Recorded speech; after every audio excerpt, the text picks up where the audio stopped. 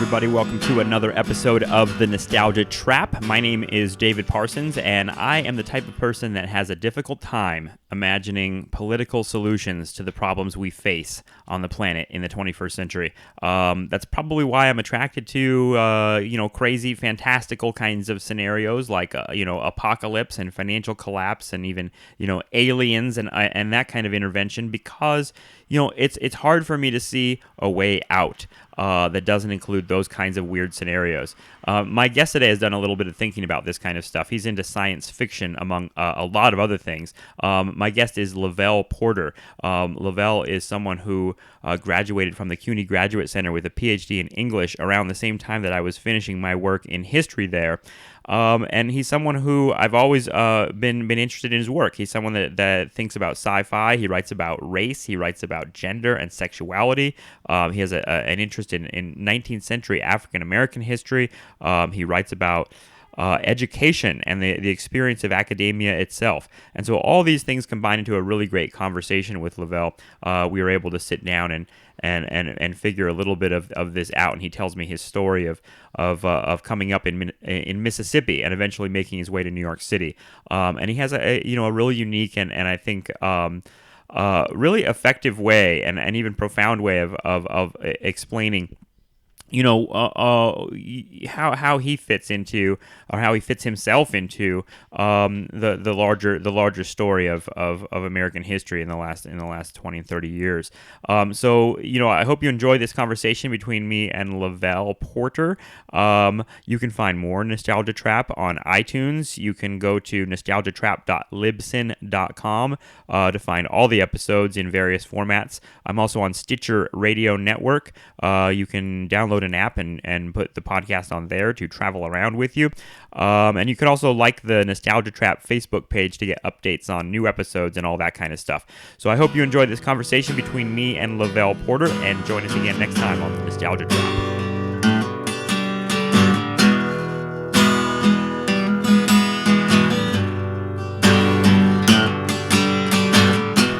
Yeah, so I read your blog. Your blog is called the Overeducated Negro, which we'll get into what that means in a second. But you write about higher education, you write about literature, you write about poetry, and all sorts of stuff. But the last thing you wrote about what really resonated with me, and I'm not exaggerating when I say I got choked up reading some of this because no one had put how I felt about my graduate school experience so closely and so clearly, and so I would say even poetically. I just want to read a quick section of it. You say, I tend to stay away from conversations about grad school advice online.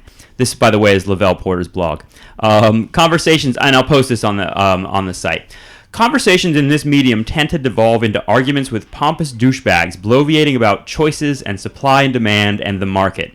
And just as often, those conversations also involve listening to academics whose politics I mostly agree with, but who also portray themselves as pious, innocent victims in a way that I'm not entirely comfortable with either. Maybe I don't want to be that innocent. Maybe I really did get over by going to grad school.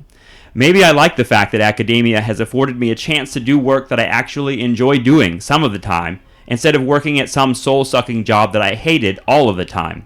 And maybe even with some debt and terrible job prospects, the PhD has put me into a career that has thus far allowed me to live peaceably with the world, particularly given my own less than outgoing personality. Maybe, unlike some of my colleagues whose families are littered with advanced degrees, it means something to me to be the first PhD in the family. Maybe I figured out from experience that all work sucks anyway, all of it, and that work is a curse. Hey, it even says so in the Bible, Genesis 3:17-19. And so I'd rather work at something in the long run that gives me some pleasure and meaning in my life, even if it means making a little less money and being a little less respectable in the eyes of my hotshot corporate classmates from undergrad who are making 5 times more than I ever will. So, Lavelle, that's when I read that again, that was something that kind of blew my mind because I hadn't really ever put it in those kind of ambivalent and perfect terms. And I wanted to first just thank you for writing that. It's a piece that I think should be read by more people in graduate school or considering graduate school. Why did you go to graduate school in the first place? Well, first of all, I'm just surprised that so many people read that. Like I said, I just put that together. because I just finished my doctorate, and so I had some thoughts about it. And I've been reading a lot of stuff about the politics of higher education. Obviously, it's part of my dissertation, but also I'm reading a lot of bloggers writing about this. And so it just kind of, these were the thoughts that I put together about why, I did. So you asked, like, why did I? Yeah, I mean, the reason I asked that is because when I look back on why I went to graduate school, it seems like it started so long ago that it's hard to even remember why I started. You know what I mean? Yeah. And in a lot of ways, the reasons I went to graduate school had very little to do with even the education I was looking to get. It was a way to get out of the place I was living in the suburbs where there were no economic opportunities that answered my undergraduate. I was like 4 years out of UC Santa Barbara, and nothing really was happening to me. I was just temping, and I thought I should go back to school because I can make money that way somehow and survive. It was also a way to come to New York City. I wanted to come to New York and live in New York and experience that while I was still young, and so I also felt like that was like the middle of the Bush years, and I was just really disillusioned with the entire society. And now recognize that as something larger than George W. Bush. But either way, it was a tense moment. I just didn't want to be in an office, and I wanted to go study something. And I felt like it was like the only thing I could do that meant anything to me.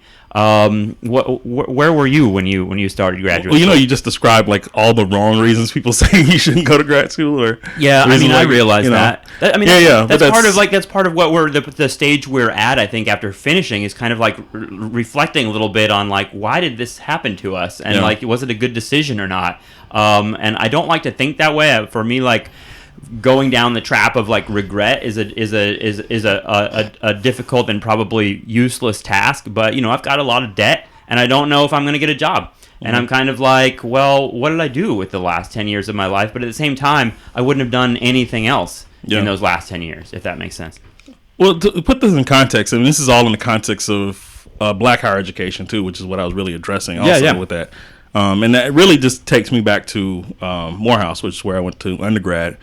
And I actually started out as a political science major, because I thought I was going to go to law school. But then I took some classes in history, and that really like sparked my imagination and started thinking about, bigger picture issues about history. And that discipline really appealed to me because it helped me to loop in several different things I could do. Historical analysis I could do, politics I could do, culture as well. And I was interested in like music and religion, and so history really became my major. And I happened to have a department there that was really great about getting students into graduate programs. I mean, I'm now one of, I don't even know if anybody's actually done a count, but there's dozens. Of PhDs. Maybe dozens is a lot, but there's quite a number of African American men who've gotten PhDs who came from that department specifically. Okay. Not to mention the history department. School. Yeah. Okay. So, were you always like someone for whom you were interested in school? Was like school something that you were always like the smart kid in class, or is that something that happened later for you? I did pretty well. I did pretty well as a student. I mean, in high school, I finished within the top 10 of my high school class, and this was in addition to being a football player too. Nice. So it was always a little bit of a nerd, I guess, and I kind of was not quite jock, not quite nerd, a little bit of both. So you're from Mississippi originally. Yeah. Mississippi occupies a really, speaking of history, Mississippi occupies a really specific place in the cultural imagination, or in the history of the United States, to the point where, there's a lot of mythology and a lot of folklore and a lot of kind of real history tied together with that. What was Mississippi like growing up for you? I came from a good family. My father's a minister, though he became a minister when I was in my early teens. And my mother's a school teacher, so they always worked in education. He's a mechanic by trade, but he also taught at vocational school. So, I really came from an educational background. That had a lot to do with, getting into teaching. I think it was always in the blood. My sisters are music teachers. And so they were the first to go to college in their families. They went to Mississippi Valley State College. Okay. In Mississippi Valley State University. Okay. Most famously now the alma mater of Jerry Rice, the great NFL receiver. Yeah, I have an autographed card of Jerry Rice somewhere that I feel like it must be worth $1 million, but I don't think it actually is. Yeah. But when he was with the 49ers, right? Yeah.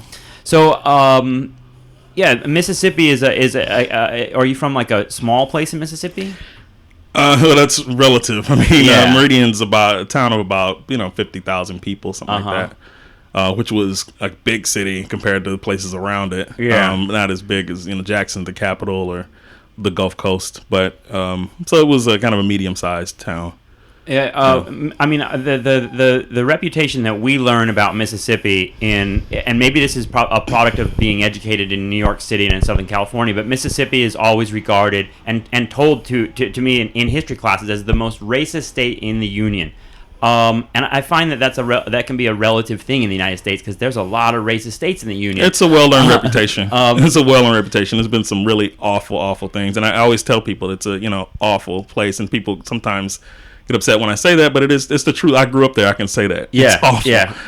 There are things about it that are still awful. I mean, so much retrograde politics that come out of it. Now, there's also people who try to condescend to Mississippi as though this stuff isn't endemic everywhere else in the nation. That's true. That's the kind of the trap of talking about the South in a way, is that, especially being in New York, there's this kind of self-righteousness that takes over that's like, well, I wouldn't go down South because that's where the racists are. Yeah, well, you forget one of the biggest race riot in U.S. history happened in New York City, the New York draft riots in 1963. So and in Detroit in 1943 too. Yeah, people can't be too self-righteous about it, but it's a state that's earned a reputation for being terrible about race relations. Were you conscious? How conscious of that were you as you grew up?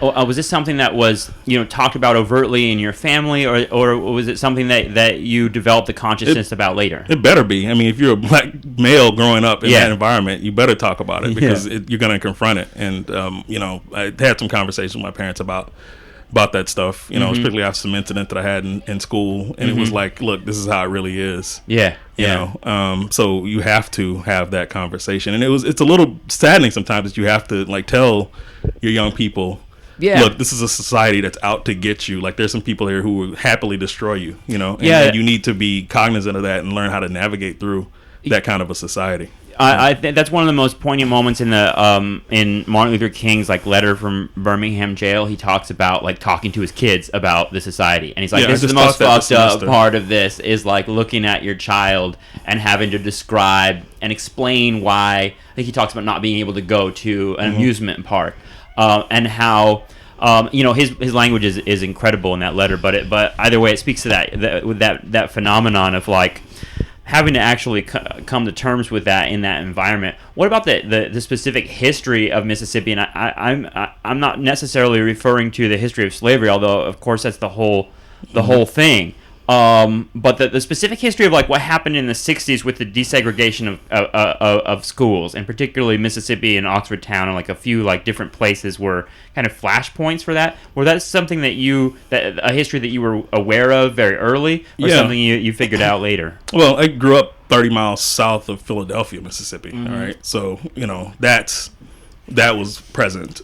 James Chaney, one of the workers who was killed in that. He's actually buried in my hometown. He's from Meridian, and you of course know that's where Ronald Reagan launched his 1980 campaign there in Philadelphia with launching kind of a new era in racial code by Republicans around that issue. And going down to Philadelphia and doing that is now, I think, pretty well recognized as Reagan's signal to white racists, which is pretty incredible considering the place he occupies in our culture. Reagan still, people want to put him on Mount Rushmore, which is gross. All right, so Mississippi, it sounds like, has a pretty deep effect on who you are as a person. It seems like even though you kind of know it's an awful place, as you say, you still carry it with you. No, it's home. I mean, it's America. Do you have family there still? Yeah. I mean, home is home. So And I don't want to imply that everybody there is terrible. I mean, you had some great people and people who tried to work across these boundaries. Yeah. It's an interesting place because it's starting to evolve now. I mean, I noticed when I go home, there's a larger Hispanic population there now. And I think that's probably the best thing to happen to that state, even though there's people who are fear-mongering about it. Yeah. I think that's probably the saving grace of Mississippi will be its Hispanic population, which will change, the whole dynamic culture of the state. And I think that's, probably something to be optimistic about. Yeah. Well, I hope so. I don't know. So you went to Morehouse? Yeah. And that's in Mississippi? No, Atlanta, Georgia. I'm sorry. See, I know nothing about it. So tell me about Morehouse and how you ended up there. Yeah. Well, I mean, Morehouse is a well-known institution. It's founded in 1865. It's among these black colleges that were founded after the Civil War to educate, children of former slaves. And it is a college for men. All right. So, interestingly, there was a period when there were women who attended it because recently, just earlier this year, there was the oldest living female graduate who just passed away. And she went to school there in the 30s. But it's a and that, you said that was like a brief period. Yeah, that there were women there. But there's Spelman College is right across the street, okay. which is a female school. And so, it was an interesting experience. I mean, there's a lot of great alumni. You just mentioned Martin Luther King, who was an alumnus of the school, Spike Lee, Samuel Jackson, Maynard Jackson, the first black mayor of Atlanta, Howard Thurman, who's a great theologian who influenced Martin Luther King Jr. So it was quite, an interesting experience to be among all of that brilliance. You know? And there was definitely a rhetoric of leadership that was instilled into us, good and bad. I mean, there was this idea that we were supposed to be leaders and become leaders. And there's, condescension in that, of course, like what school doesn't claim that they're training leaders. What are other schools training, but there was something true about it. I mean, there's definitely something about where the expectation was different. And that was what was great about going there, is that nobody was didn't expect us to do well. That we were all expected. That was just standard. Like, so when I did, getting back to the graduate school story, get accepted to the University of Michigan. It was like, well, you were supposed to, because you're a smart student, and that's where smart students go. And did you graduate from Morehouse with history? Yeah, I got a BA in history. And then you went on to Michigan? Yeah, so I went directly to grad school after finishing. And what did you study in Michigan? I was in a history program, a PhD program in history, and studying, 19th century African American history, which was my focus and something I'm still interested in today. But the experience didn't really quite work for me. I didn't really take to Ann Arbor well. I just kind of had a lot of doubts about the graduate program that I was in and going into that profession. And I think I just kind of had some other ideas about what I wanted to do in my life, and it didn't quite work out with what I was doing in that program. And so, I ended up eventually leaving the program. What kind of ideas about other things? Well, for one thing, I started thinking about going to New York. And that was it. I mean, there was also like the other side of this. I do a lot of work on gender and sexuality. And so, the whole anxieties about sexual identity started to come to the fore, and it was like, wow, okay, and that kind of had something to do with the whole leadership rhetoric, because I felt like I'd been drilled into this. This had been drilled to me that I had to be, this sort of exemplar, this kind of person, this ideal, and to me, at the time, dealing with being queer kind of didn't quite fit with that model of leadership that was drilled into us, and it's a school that really, they've been get better about it over the last few years, dealing with gender and sexuality at their school. But I wondered, it was a problem. What was the culture like around those issues during that era? It was a pretty homophobic place in a lot of ways. And it's weird because Atlanta itself is like the black gay mecca, right? But at Morehouse, they had some issues dealing with that. There were a lot of students on campus who were gay, but I think the school was very, very I guess a little reticent about getting that reputation, because other schools did it. I mean, if you see the movie School Days, there's that joke Samuel Jackson has, he's one of the locals, and he's like, is it true what they say about Mission Men? And I was like, yes, that's exactly like that. When I saw that, I was like, that's so true, because there is that reputation. It's really interesting because it's against Morehouse. Yeah, I mean, there's like this this mold that you're trying to fit into at this school, or at least that you're being pushed into it. But there are elements of it that don't conform to your identity. So that's something that you're kind of like struggling with while you're there, and like kind of coming to terms with that. And it feels like the environment you were in kind of like complicated that process. It sounds like it is, yeah, and it's complicated for a lot of people. I mean, there were professors there who, it was sort of an open secret, but they really just couldn't tell it. And that's, in a way, I mean, I respect it because that was a sacrifice that they made. Yeah, right. Yeah. It was like, yes, this is who I am, but I'm gonna suppress that for the good of being, a professor at this institution. And there's a bigger picture that I have to be a part of, and those are the tough decisions that people have to make. And in a culture that's as racist race and to that as the one we live in. Yeah, no, I agree, and I mean when you add race to that, because if you're just talking from the perspective of like a gay person trying to basically perform in a way that doesn't give away their sexuality, and there are different ways of achieving that, I suppose. But you add the racial dynamic because you're talking about like the pressure to be a leader is part of like the kind of racial ideology of the school in a sense, right? It's kind of like this is a project to promote black men in the culture, and to kind of build black men into a certain kind of leader, right? It's politics of respectability, which is something that a lot of scholars have talked about and tried to diffuse a little bit in black political discourse. And Morehouse is like the bastion of black male respectability, and that's really what it was. So it's like the Booker T. Washington thing. That's what we're getting at? So that's like our rival school, but yeah.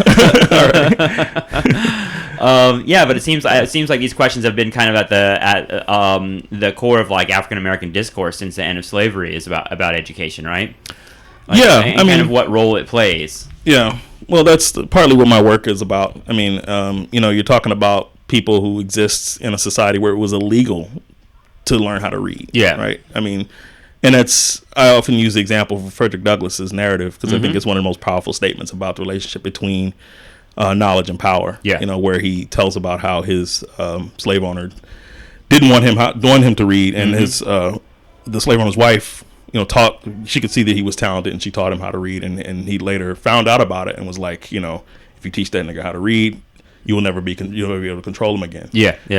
And that to me was one of the great statements about knowledge and power. I always tell my students about that, and I think that it gets to them. Like, yes, there's what is it about this particular act that people in power do not want you to achieve? I've taught that passage before. Actually, I think I remember being taught that particular part of Frederick Douglass in high school, but then going back to it and teaching it at City College. And you're right, the students really love that particular kind of point, which is that it makes you understand the system. It makes you kind of understand that ignorance is the key to the whole thing. So there is that history there, in where you went to school, but it sounds like that history was not something that was present in Michigan, in Ann Arbor. No, I mean, obviously it's a different environment, different entirely. History. It just didn't fit with me, is what I said. I mean, I actually had a lot of classmates. I was one of, I think at the time, 4 or 5 people from my alma mater who were there. Oh wow! In that history department. From Morehouse. Yeah. So there's some sort of like it was a bit of a pipeline between Michigan and my department, just because other people had been there, and then other and it was that was also why it was a little bit tough to leave, because I felt like people had paved the way for me to be there, and I was kind of disappointing them by not finishing that program. Well, I didn't realize that you had such a background in history. You said is it 19th century was your focus specifically, like 19th century African American history? Yeah. Do you remember like what is it specifically that you were concerned with in your PhD program? Well, because what I want to get at is because you've transitioned out of history and you study literature now, and that's what you got your PhD in, not in history. Yeah. And so, like, how did that transition happen? Because it seems like there's a lot of crossover, obviously.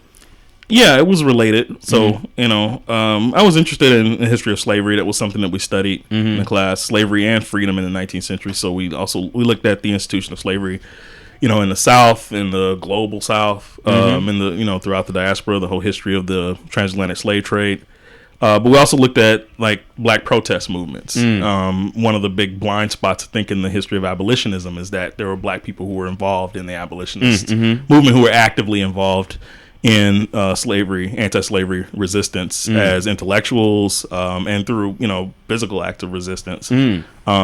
So that was something that was really interesting to me, and I studied that and continue to study it, and it's still a part of what I do.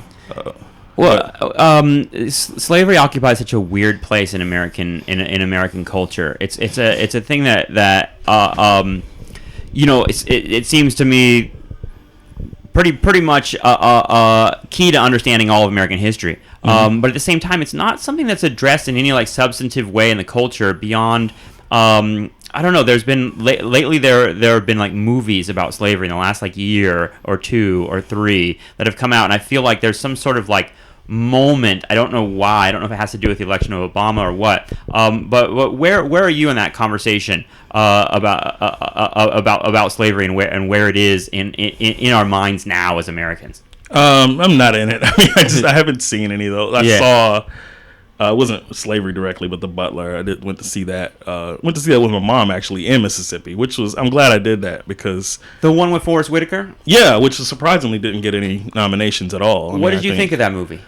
I was actually kind of upset at some of these black intellectuals who were so down on it at first. I mean, because I went to see it there, and I think I saw it in the proper context. Yeah. Because I was in the theater surrounded by black people who were in their 60s, 70s, and 80s who lived through that. Yeah. And I thought the movie actually was a little more nuanced than people gave it credit for. Yeah. That it wasn't just about a sort of blind devotion to the politics of respectability, that it dealt with some of the contradictions involved in that. And so I thought it was, as far as Hollywood films go, I'm just like, they all stink. So I don't, it was melodramatic in the way that Hollywood movies are supposed to be melodramatic. And so I thought it appealed. It seemed to appeal to a lot of people there, older black folks. And that's something I think, I kind of respect that. Like, hey, these are people who lived through it and they liked it. What am I going to tell them they're wrong? For liking the movie. So, no, I agree. So that's kind of how I felt about it when I went to see it. Yeah, my parents called me and they were like, my dad called me like 3 times about this movie. He's like, you have to see this movie. And I didn't know, I didn't understand why it was so important to him. But I think it was partially like revelatory for them in some respects, and that speaks to like this kind of like weird like kind of lens you have when you go to graduate school, is you end up like assuming that there's this like knowledge that everybody has about these kinds of things, where we live in a country where most people are rather ignorant about, and I hate to use that word, but like rather ignorant about this history. And there's something about these films though that does bother me, and that's that it seems to have a sort of catharsis about it. Like it gets people to like, oh, isn't that awful what happened? And that's where it ends, just this kind of vague sympathy. Oh yeah, there's kind of like a paternalistic like victimizing of like I mean I've heard people review these movies as like, I mean, there's like that are basically like, do you know what they went through? Do you know what black people went through?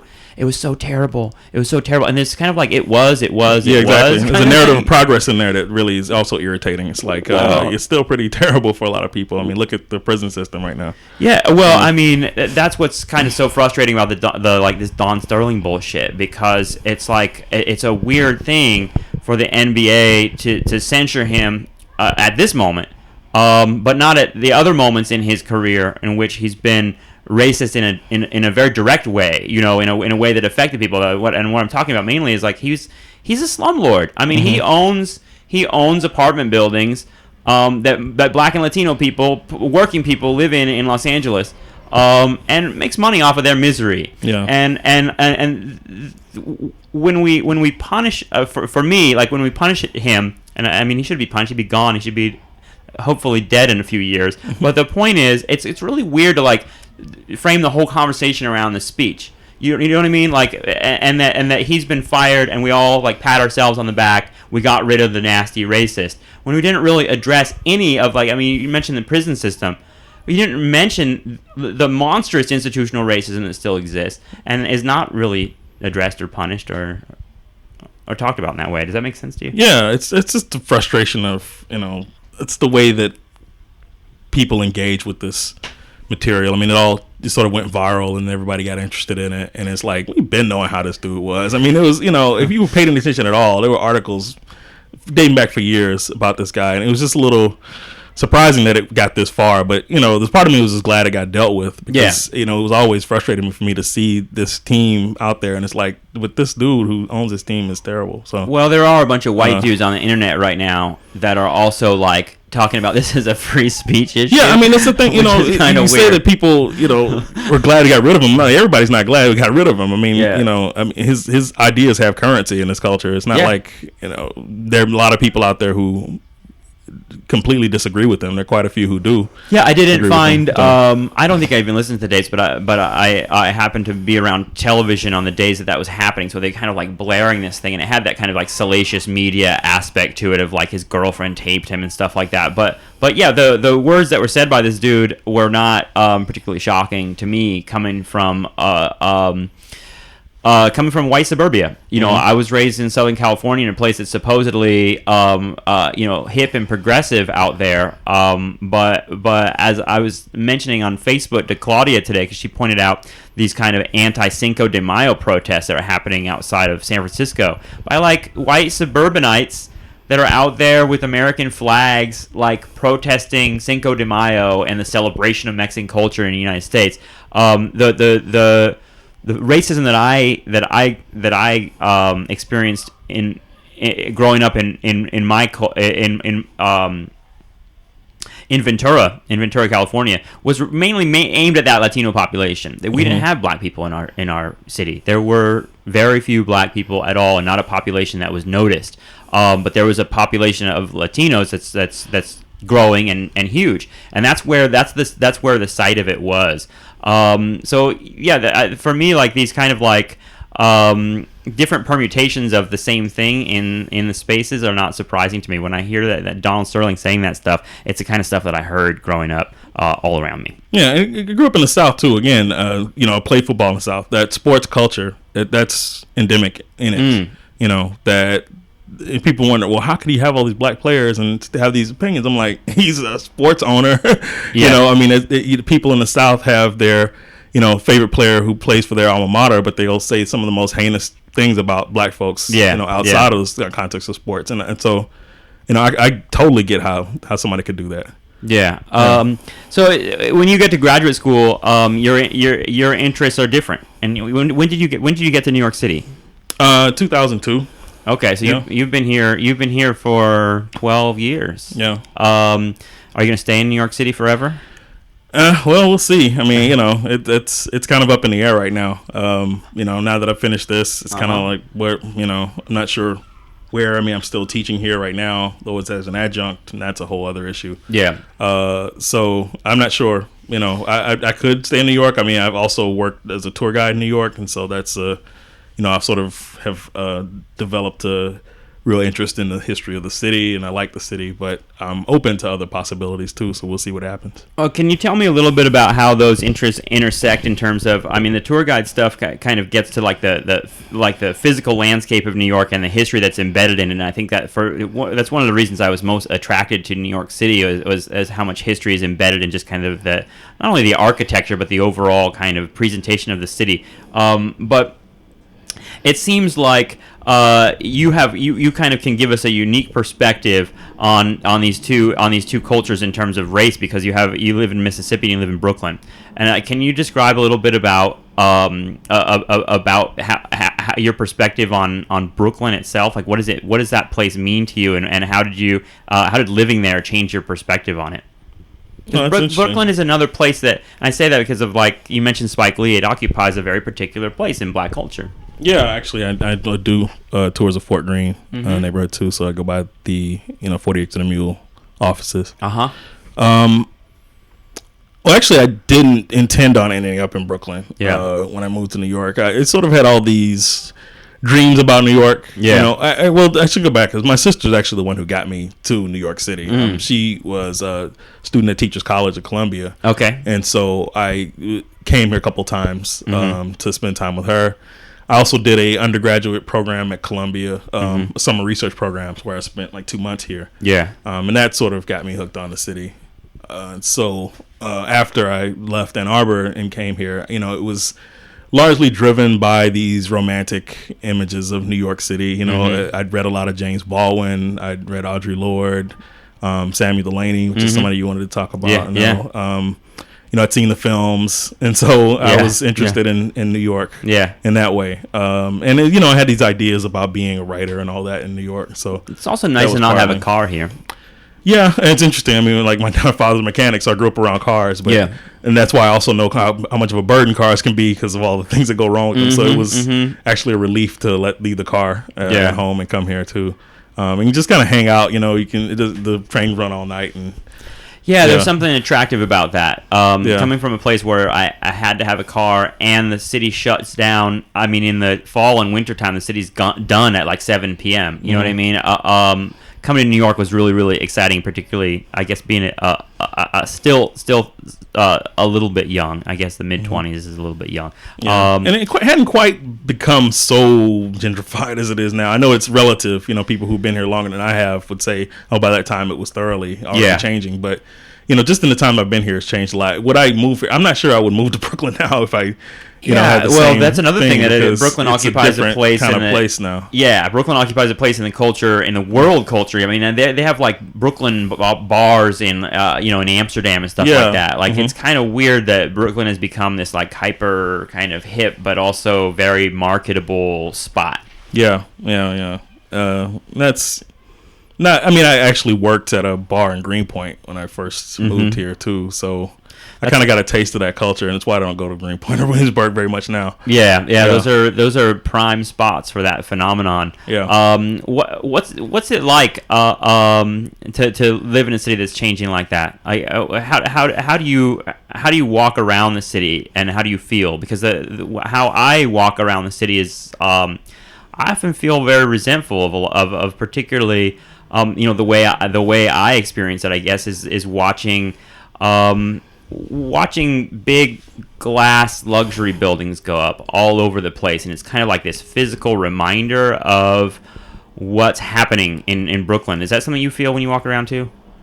Yeah, I mean, there's the sense that this is not a city that's going to tolerate us anymore. Yeah. I think people who live here get that sense because I talk to people who live here. And when you much say us, you mean I. specifically people of color, right? People of color, poor people, anybody who's not a billionaire who's willing to buy a glass condo is not really welcome in New York anymore. It seems like the growing numbers of marginalized people in the United States. Yeah, I mean, people who are kind of caught in that middle class crunch. It's just the city that doesn't really accommodate that anymore. And someone who cares about the art scene and who was really interested. On the one hand, I mean, people complain about it's too expensive for artists, but I'm like, on the other hand, it's just filthy with artists, but they all suck. I mean, it's not a place where there are people who are still creating art. That's and I'll say that. I mean, people who are, if you're going to create art, you're going to create art. It doesn't matter what the conditions of the city are. So this complaint about it doesn't attract enough artists to me just kind of rings false. It's like the people who are really doing something creative. People who created hip hop culture didn't wait for affordable housing to come around to create hip hop culture. They created it out of the ruins of the 70s and 80s. So. Yeah, I mean, I try to teach often about the kind of like early days of hip hop coming out of the South Bronx, and I have like a series of photos. And I mean, I know you've probably seen these photos of what the Bronx looked like during that era. But when you say ruins, I mean, you're literally talking about ruins. I mean, the picture that I show is like these little kids that are basically like playing in a big empty lot, on a dumpster, and why it's important is because it shows like this is the playground these kids get. You know what I mean? Like, this is the playground they get, is a place that's just got like rusty nails and garbage everywhere. And that's the city that Robert Moses created. That's the city he created because there were no playgrounds built in those neighborhoods. And I got that word. Power broker is right at your foot there. So Robert Moses is a well-known villain around these parts. Yeah. And the word ruins, I mean, I actually got that from Marshall Berman, who was a professor at CUNY, passed away last year. That's right. That was something he said in that documentary about New York. He said, about hip hop came out of the ruins of the South Bronx, and we come from ruins, but we're not ruined. Yeah. That's kind of how I feel about art and creativity in the city. That people who are going to do it are going to do it. And there's not much use in complaining about creating the proper conditions for it. Well, if creativity emerges from that so-called idea of ruins, and what we're really talking about is like economic and social devastation of poverty, then maybe we're in for an artistic renaissance in New York, because it seems like as those walls get built up, that underclass just gets more and more desperate. Yeah, you wonder. I mean, there's the sort of... It's kind of a horrible... futuristic part of me wonders what's going to happen. Because I get the sense that a lot of people moving to the city now are not going to stay. I mean, really? Yeah. I mean, they come here with these attitudes that, they don't like the noise, they don't like the people, and it's just like... They want to live in the suburbs. To the city? Yeah. I'm just a little bit skeptical that a lot of people who are moving to the city now are really going to want to stay here, through... the tough times, because you think about the people who came to New York, immigrants who came to New York, poor black people who came from the South who came to New York. They were here because they had to be here, and they were going to tough it out regardless of what happened. This was, they cast their lot with the city. When you have people who have the resources, once things get bad, they're not going to stick around. They barely want to be here now. It seems. Yeah. That migration that you're talking about, specifically of black people coming up from the South and coming to New York City and coming to cities of the North, that took place at the beginning of the 20th century, that migration I always presented as kind of like a push and a pull, because it's like you're right about the people that come there have like no other option really, because it's like you're coming from a place that's become uninhabitable, particularly after Plessy versus Ferguson passes in 1896. You have like a place that's increasingly like violent and horrible to live in. Not that it always wasn't, but like it's become even more overt.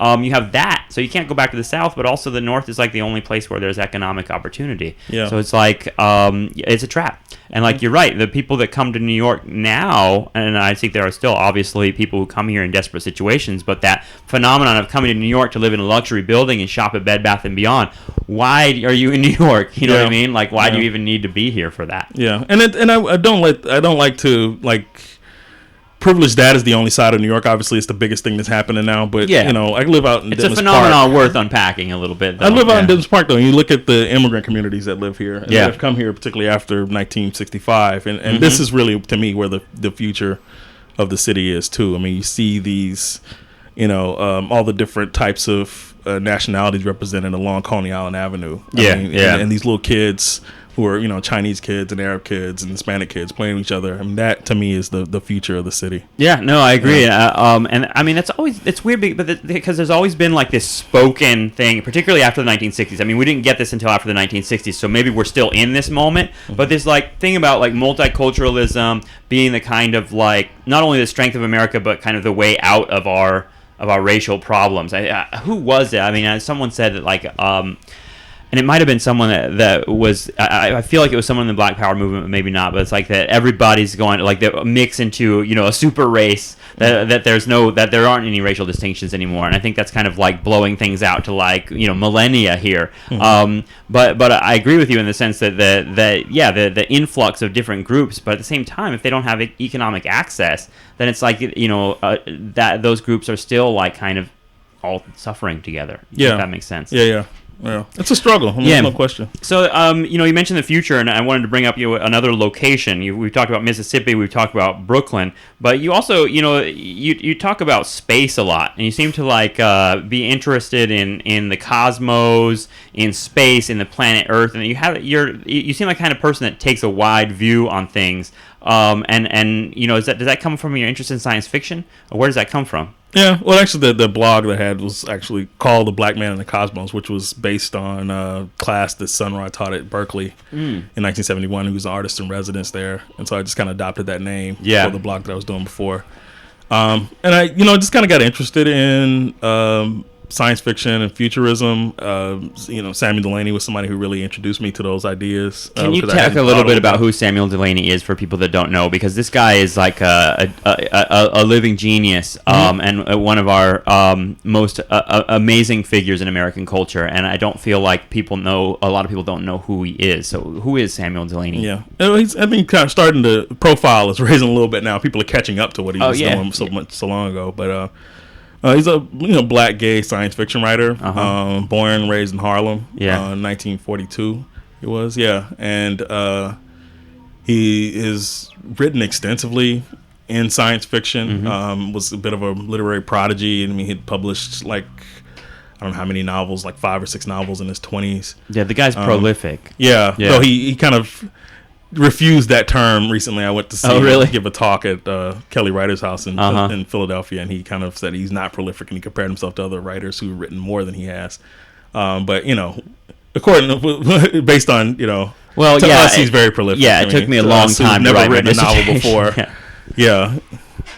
So yeah, I mean, he's a really fascinating figure. I mean, he's somebody who's really big in this whole trend of Afrofuturism now. And it's kind of one of the he and Octavia Butler. These are of Black science fiction. 2 figures that Claudia reads a lot and tells me a lot about. I've the only thing I've read of Delaney's is actually nonfiction.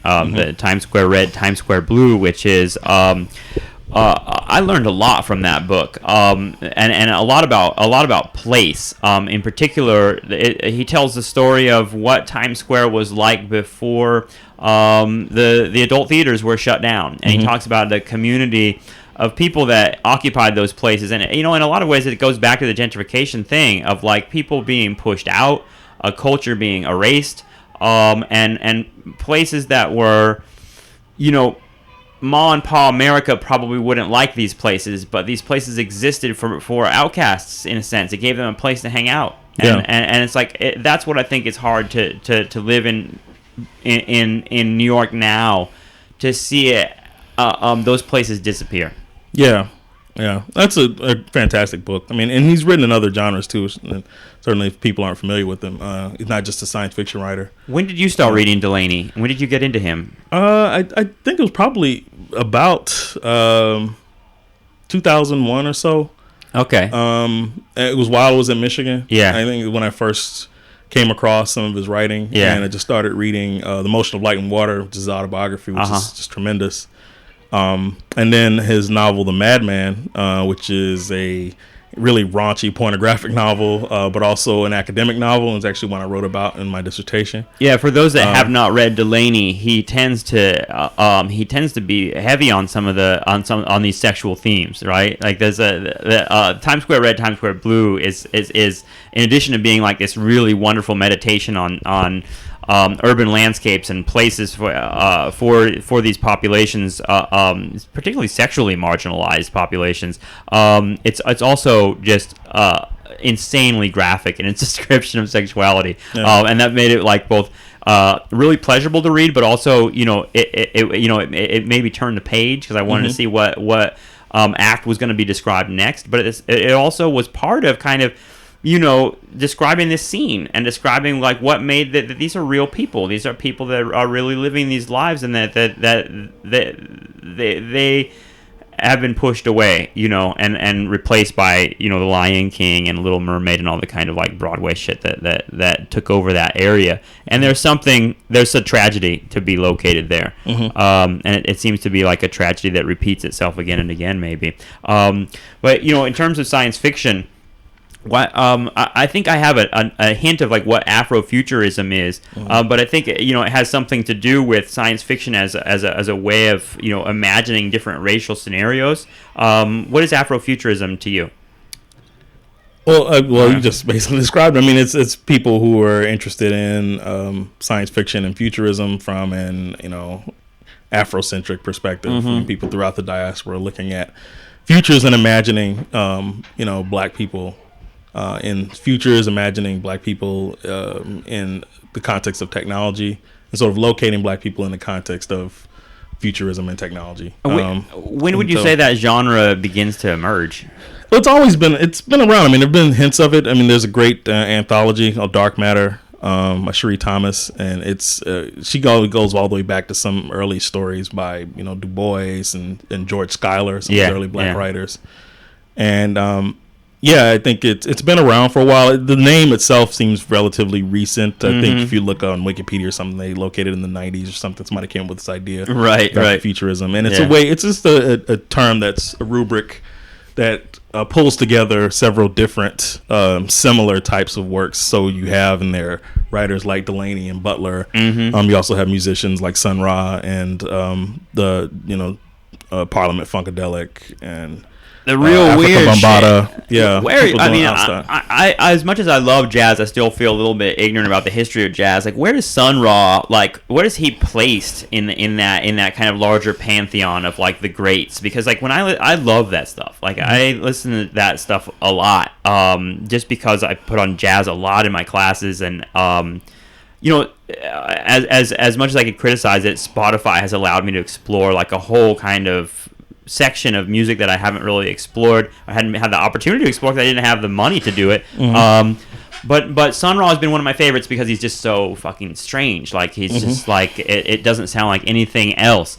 Where is Sun Ra? Well, it doesn't sound like anything else, but it sounds like everything else too. Yeah, it's like he managed to incorporate so much of the black musical tradition in it. I mean, you listen to, that's the thing that struck me, and I just kind of recently came to Sun Ra within the last 5 or 6 years, and it was just that because I heard all the stuff that I've been listening to in it. Yeah, You heard the blues and the gospel and second line and big band. Maybe that's why it resonates. Maybe that's why. I recently got into listening to Sun Ra, and you're right. There is a kind of like this weird kind of melange of things happening that they're familiar, but they're mixed together in a really interesting way. Yeah. You read the John Webb's biography of him, Spaces to Place is great too, because he gives so much of the background of his life growing up in Birmingham. So he grew up under Jim Crow in Birmingham and had some really awful experiences there, but also was introduced to a lot of black music on the quote unquote Chitlin circuit. People came through there, so he heard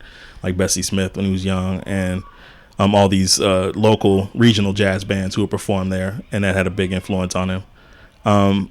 So yeah, he really was tapped into all that was happening with black music. Did Sun Ra do drugs?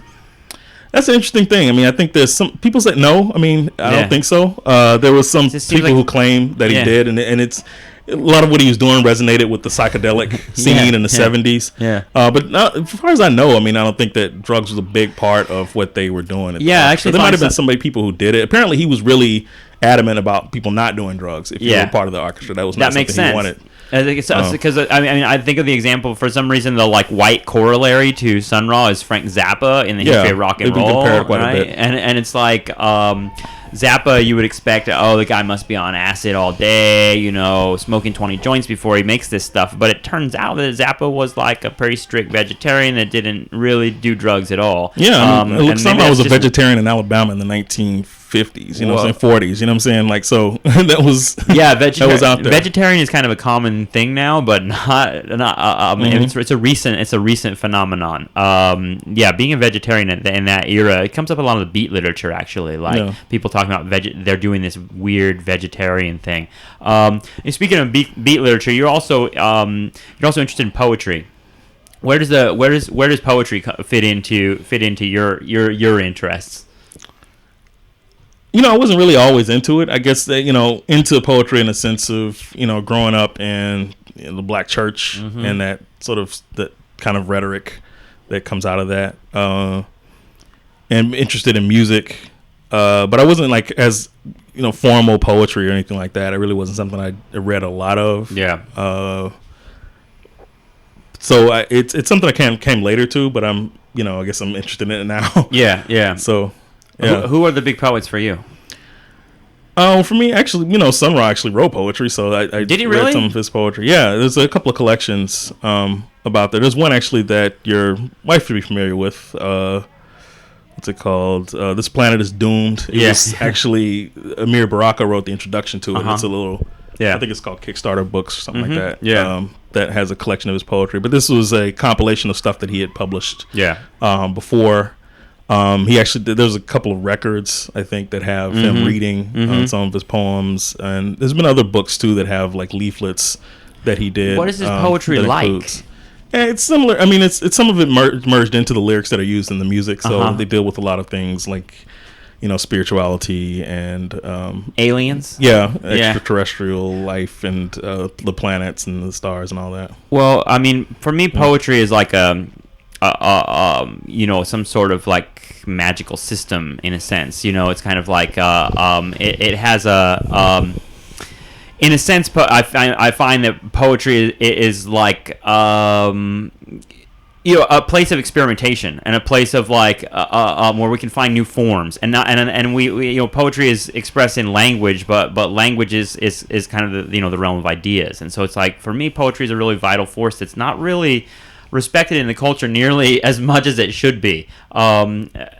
What's it like to study poetry now at a time when poetry is not like a popular form? Well, it is a popular form. I mean, there's rap, which is one of the greatest poetic forms ever invented. Yeah. So, I mean, that's what I always tell my students. Like, poetry. Y'all know, y'all listen to it and you recite it all the time. That's really important to recognize. I think. Absolutely. I mean, I don't even like. Maybe it's just a form of how poetry is delivered. I don't have a conversation about poetry that doesn't acknowledge. To me, you hear some of these academic poets and all like, wasn't anybody read poetry, listen to poetry? I'm like, are you crazy? Are you mad? There are kids rapping poetry all around you all day, And if you can't acknowledge that, then I don't know why you're even studying the word to begin with.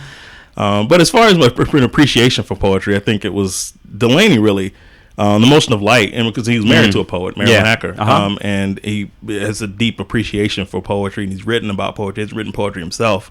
But has written extensively about poetry and incorporated it into his work. Mm-hmm. And so I think he was really somebody who really gave me an appreciation for the form of poetry and really thinking about it in a formal way too. I mean, that's kind of become old fashioned, but thinking about poetic forms, I think is important because those forms are what makes these other forms of poetry, other types of poetry intelligible. So, and I mean, speaking of a hip hop, hip hop at this point is such a massive universe. There's like, it used to be easier to talk about hip hop because there were only certain genres of it. Like when I was growing up, there was old school hip hop, and then there was like gangster rap happened in the '90s, and there was then like a hip hop underground existed.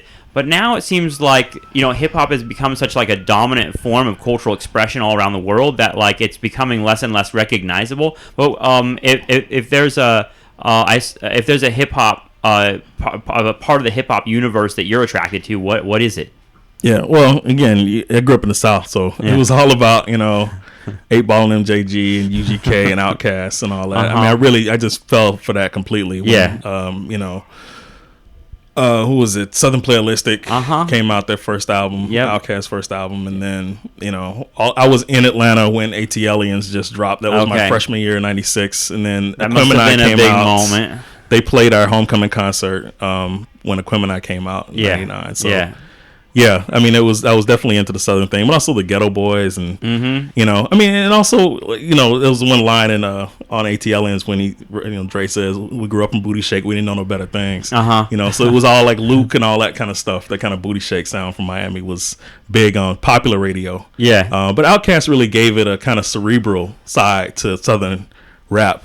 Yeah, I mean, that's why white stoners got into Outkast, is because they were out there. I mean, Outkast is kind of like I don't know, occupies similar territory as Sun Ra in some respects, as it sounds psychedelic, especially the early albums. Yeah, well, they were, I mean, he's a big fan of, both of them were fans of Parliament, and George Clinton's actually been on their album before. Yeah.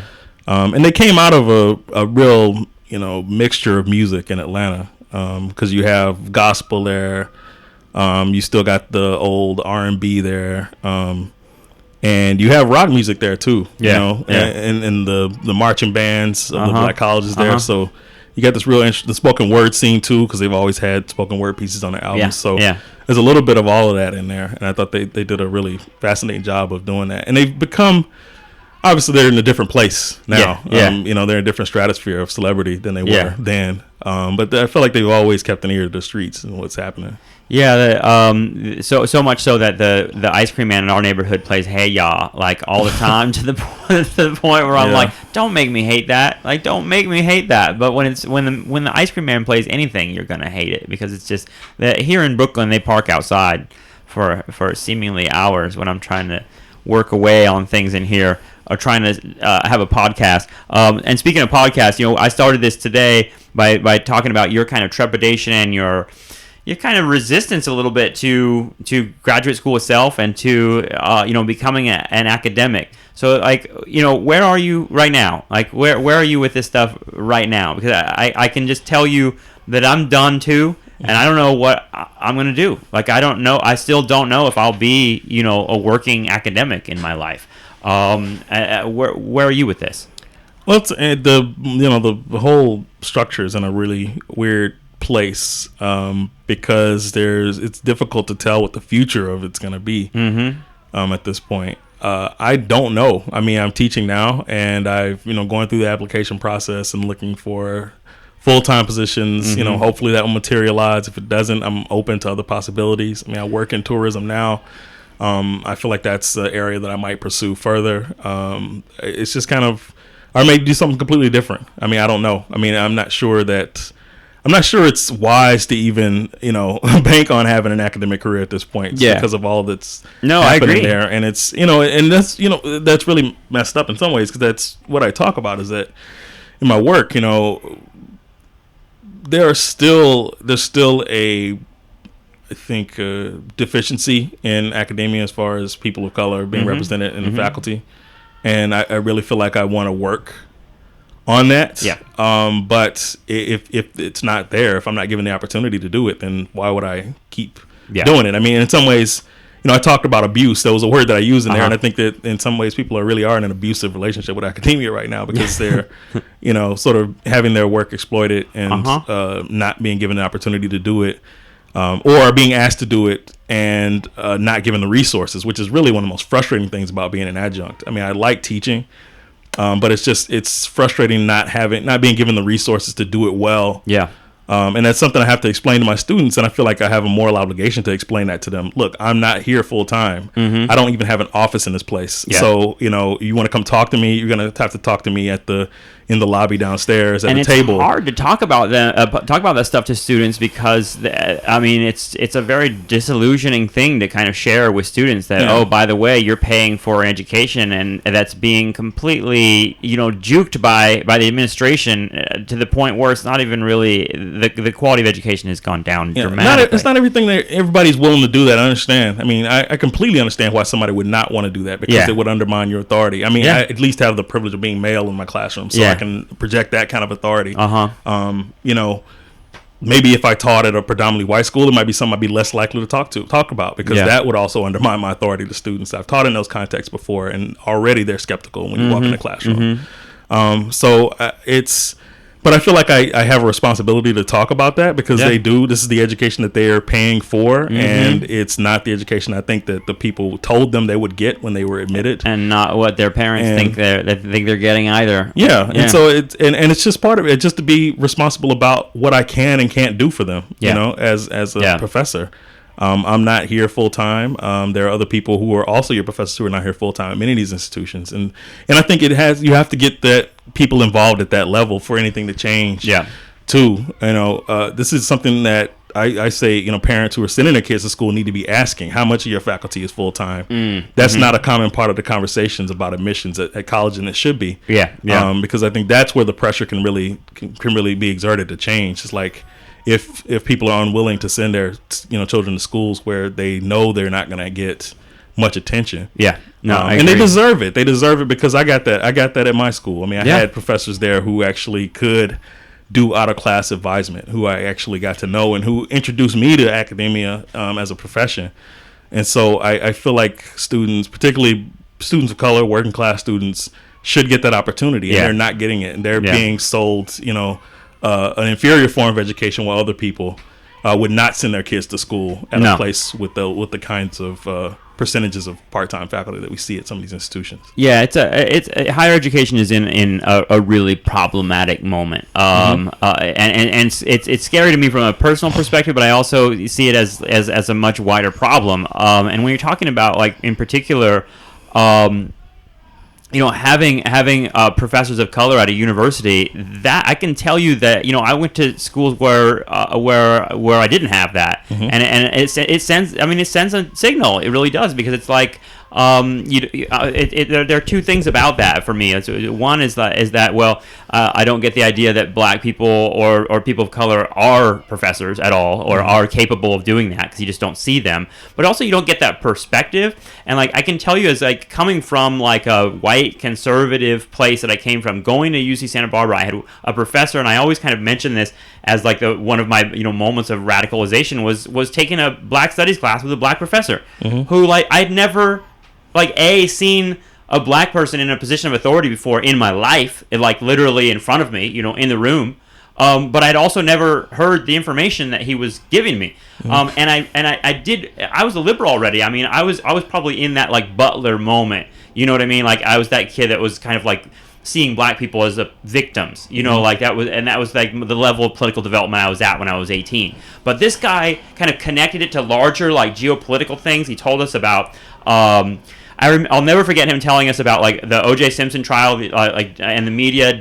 He used to like rant and rave, and it was great to watch him. And he talked about the O.J. Simpson trial as a distraction from what was happening with NAFTA and all this kind of like major geopolitical stuff. And I'd never really seen race as functioning in such a dynamic way in the culture before. And so all this just goes to say that I think you're absolutely right about that idea, and I think it's incredibly important to have that, and I would say outside of New York even more so, in a sense. Does that make sense to you? Yeah, and black students haven't seen it either.